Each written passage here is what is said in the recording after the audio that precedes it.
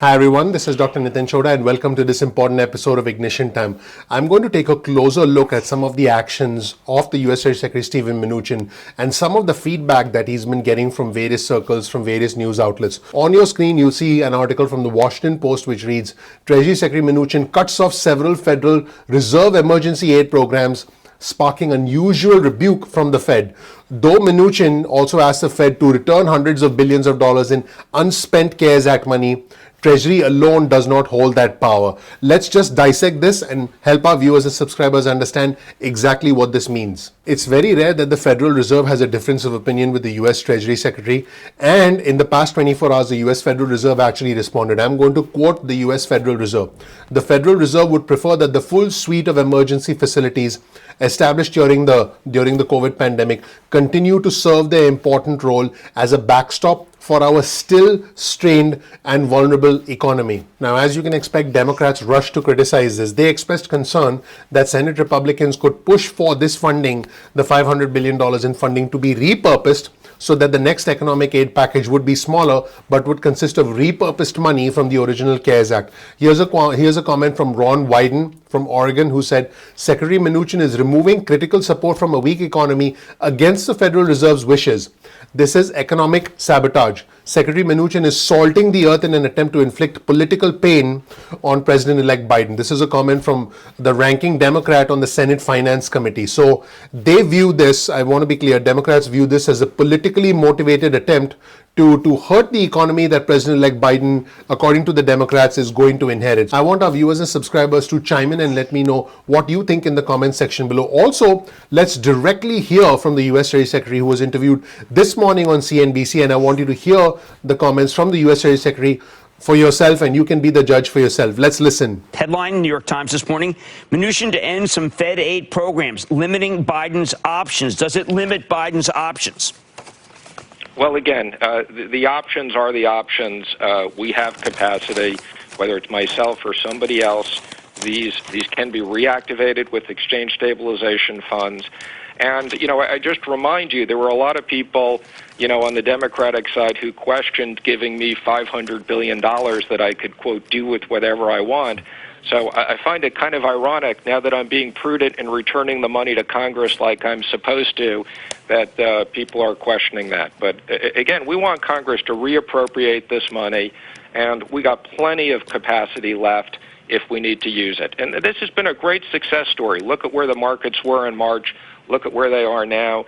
Companies like Boeing that we thought were going to be able to have to borrow from the government went and borrowed tens of billions of dollars in the public markets. Secretary Mnuchin, it's David Faber. You're making cogent arguments I think many people would agree with, but we live in a very weird world right now where there are quite a few who see anything that is done in your administration as an attempt potentially to make life as difficult as possible for President Trump's successor, of course, while the president continues to fight the outcome of the election. What do you say to those people? What is the upside here? Is it the return of the money that you keep talking about and the reappropriation of it?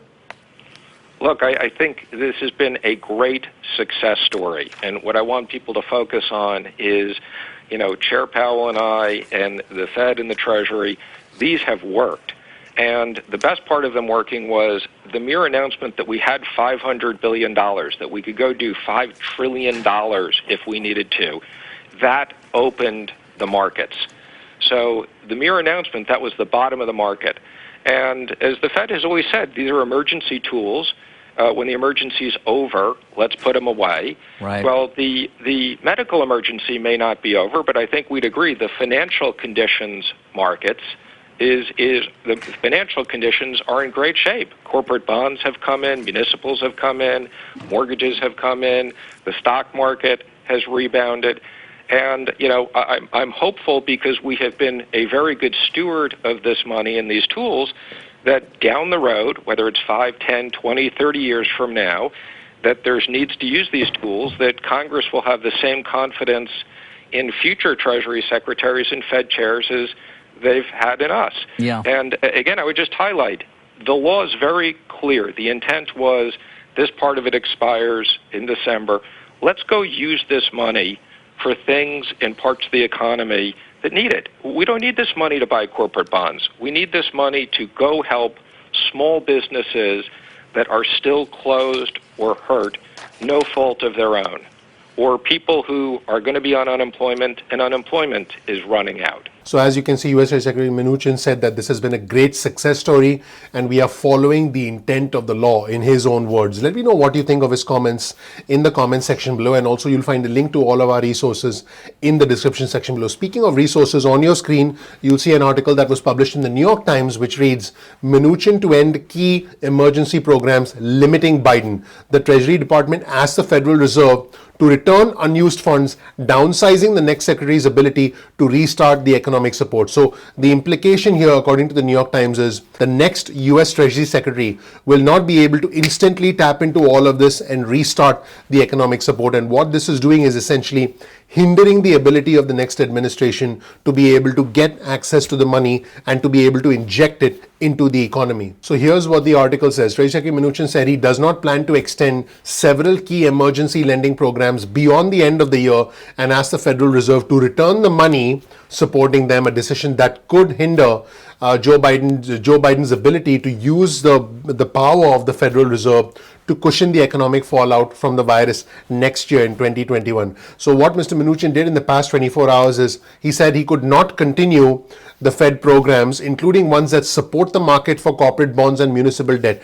Basically, these are programs that allow the Federal Reserve to be able to loan money at low interest rates so that businesses that are struggling can get loans, so that it's easy to get access to money. Keep in mind, we're talking about businesses and corporations getting money, which then allows them to continue hiring people, not to let people go, which essentially trickles its way through the economy. That's how these programs work. Keep in mind that these programs actually run by the Federal Reserve, but they use the money from the United States Treasury sort of as a backstop, if you will, to insure against losses in case they loan money to businesses that do not pay the money back. Now the US Treasury is saying, nope, you got to return the money. So this has calmed markets in the past. This has allowed the stock market to go up. And according to the New York Times, I quote, removing them could leave significant corners of the financial world vulnerable to the type of volatility that cascaded through the system as virus fears mounted in the spring. By asking the Fed to return unused funds, Mr. Mnuchin could prevent Biden's incoming Treasury Secretary from quickly restarting the efforts at a large scale in 2021. This is the implication from the New York Times. I think it's a good idea for us to hear directly from the US Treasury Secretary, who basically said that, look, rich corporations don't need money. His exact words were, the people who need the money now are not the rich corporations, who need that kind of backstop, but it's small businesses. Why don't we reallocate the money? Why don't we reappropriate the money for the PPP program and for other stimulus measures? In other words, why don't we use that money and do a targeted stimulus program? I mentioned this in my earlier video. This could be a checkmate type situation for the Democrats, because the Republicans are essentially putting the Democrats into a political corner, and they'll say, hey, we're offering, you guys are still not taking the money, and which would create more mounting pressure for the Democrats. And this is what Mnuchin said. He said, let's reappropriate the money for those who really need it. He said the vaccines are here. He emphasized Project Warp Speed and what the administration had done. He said that we are in a different situation now, and he also said the people who need support right now are not the rich corporations, it's the small businesses. Let's listen to the US Treasury Secretary. This all was passed, of course, during a very dark moment when we were headed into potentially what ended up being sort of a so-called lockdown for a bit as the virus raged out of control. But Secretary Mnuchin, unfortunately right now the virus is raging out of control as well. And I think the uncertainty that we see right now may be equal to some of the uncertainty that we had in mid-March. And so some people wonder, well, why not just extend it? What's the downside to just keeping things as they are? And at least being ready for unexpected occurrences, given that this virus, unfortunately, is still with us and as bad as ever? Well, again, let me just clarify. The facilities that didn't use CARES money, we've extended in the abundance of caution. And the facilities that used CARES money that have a December 31st expiration, we're following the intent of the law, which we think was pretty clear. And we're saying to Congress, go spend this money and help small businesses and people that really need it. Now, as it relates to the virus, I would say we are in a very different situation. We have 2 companies that have vaccines that have been approved. We have more in the works. We're going to have mass distribution of vaccines. We have massive amount of testing. We have ready testing that can be done now in 15, 20 minutes with very, very high certainty. So I think as a result of Project Warp Speed and the President's commitment where we used CARES money to make major investments in health, we're in a different situation. There will be an end in sight to this virus because of the great progress that the administration has made. All true, Secretary, funding. but we did have 197,000 cases yesterday and 2,000 deaths, and it's only going one way right now with Thanksgiving looming. I mean, you know, the next few weeks could be really ugly. Well, we hope it won't. And again, you know, we're working on mass distribution of the virus. And again, to the extent that markets need support, we and the Fed can work together in the future. But as you said, the people that really need support right now are not the rich corporations. It's the small businesses. It's the people who are unemployed. Those are the people we need to help for the next few months while we restore and reopen the entire economy and get the vaccine distributed. And here's what's interesting. Even the Wall Street Journal chimed in. Here's the headline of the article on your screen from the Wall Street Journal, which reads, Mnuchin declines to extend several Fed emergency lending programs. Fed's corporate credit, municipal lending, and Main Street programs will not be renewed. Now, I want to be clear, the Federal Reserve Chairman Jerome Powell had indicated in remarks earlier this week on Tuesday that he did not think it was appropriate to allow these programs to expire. He said, and I quote, when the right time comes, and I don't think that time is yet or very soon, we will put these tools away. That's what the Federal Reserve Chairman said. Now, here's a comment from Krishna Guha, who's the Vice Chairman of Evercore ISI. Turning off the market backstops was always going to prove tricky to manage. The question is, when is the right time to do it in a way that doesn't risk any risk whatsoever of a resumption of market stress? In other words, could this cause more stress on the economy than the economy can already handle? He said doing it now was risky, and he said you could get lucky and this ultimately passes without causing severe damage, but if you're unlucky, this could end up being extremely costly. And in an even stronger statement, Guha said, by asking for the money back, what Mnuchin does is he makes sure it's not there for Biden's Treasury Secretary. You're greatly reducing the firepower that's available to your successor. And he said this is reckless politicization of market stabilization policy. Just incredible. Let me know what you think in the comment section below. You'll also find a link to all of our articles in the resources section below. That's it, everybody. Thank you so much for watching. My name is Dr. Nitin Chhoda with Ignition Time. I really appreciate you watching. If you don't know anything about me, please check out my video. You'll learn more about who I am, what my journey has been like, and why you should listen to me. We release videos at 2 p.m. East Coast time most days a week. That's 2 p.m. Also, get your cell phone out, send a text message with the word ignition or with the word time to 70,000. That's 70000, and you'll get added to SMS alerts list moving forward. You can also, if you want, get on our email list. Simply go to ignitiontime.com/alerts.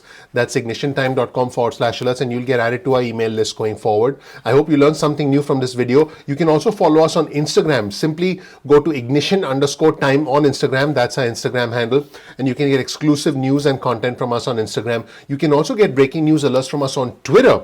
So make sure you follow us on Twitter. Our Twitter handle is also ignition_time. That's ignition_time. Now keep in mind, sometimes YouTube does not always send out notifications on time. That happens with technology. So all you have to do is simply bookmark youtube.com/ignition time. That's youtube.com/ignition time. And then you can visit the homepage of our channel and watch our videos at any point in time that you want. As always, you'll find the links to all our resources in the description section below. That's a best practice that we always follow. Please comment below and engage with our community, because we have a vibrant, we have a respectful, a bipartisan, and intelligent, a growing community. So definitely become a part of our community. If you learned something new from this video, please consider sharing this video with friends and family. That really helps out the YouTube algorithm. And please gently click the like button, because that tells YouTube that you found this video helpful. All you have to do is gently tap that button, and that is a vote of confidence in us, and that's your vote of support for all the efforts we put in. Also, please subscribe if you want breaking news and important information like this, and please enable notifications so you get alerts from our channel moving forward. Thank you so much. I'm looking forward to seeing you in the next episode of Ignition Time. Thank you. Bye.